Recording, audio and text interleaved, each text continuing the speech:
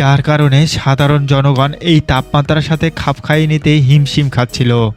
এর মধ্যে আমরা জ্যাককে দেখি, জ্যাক কনফারেন্স থেকে বেরিয়ে রাস্তায় দাঁড়িয়ে ট্যাক্সি খুঁজছিল। তখনই তার কাছে রেফসন নামের এক লোক আসে। রেফসন আসলে পেশায় একজন সমুদ্র বিজ্ঞানী, যে কিনা হ্যালেন্ড নামের এক সমুদ্র গবেষণা কেন্দ্রের প্রধান দায়িত্বে নিয়োজিত আছে। আর একটু আগে জ্যাকের সেই কনফারেন্সে রেফসন নিজে উপস্থিত ছিল।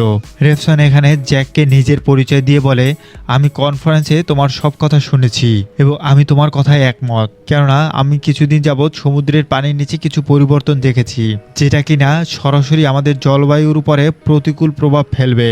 কিন্তু আমি এখানে কিছুই বলিনি, কেননা আমি জানি তারা আমাদের কথায় মূল্যায়ন করবে না।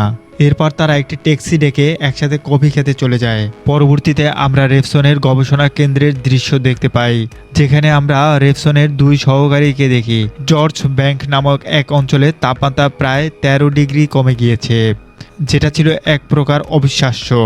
এদিকে জাপানের রাজধানী এবং ব্যস্ত শহর টোকিওতেও সকাল থেকেই বৃষ্টিপাত হচ্ছিল। সেখানকার পুলিশরা ঝড় আসার সংকেত দিয়ে সকল মানুষকে নিজ নিজ বাড়িতে অবস্থান করার জন্য অনুরোধ করছিল। এজন্য অনেক মানুষ ব্যস্ত হয়ে নিজেদের বাড়ি ফিরে যাচ্ছিল।